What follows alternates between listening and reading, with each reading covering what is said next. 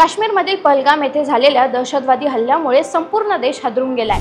The Kashmir files चित्रपटाचे दिग्दर्शक विवेक रंजन अग्निहोत्री यांनी देखील या घटनेवर प्रतिक्रिया देताना काश्मीरमधील परिस्थितीबद्दल तीव्र चिंता व्यक्त केली आणि या दहशतवादी हल्ल्याची शक्यता आपल्याला पूर्वीपासूनच वाटत असल्याचे ते म्हटले।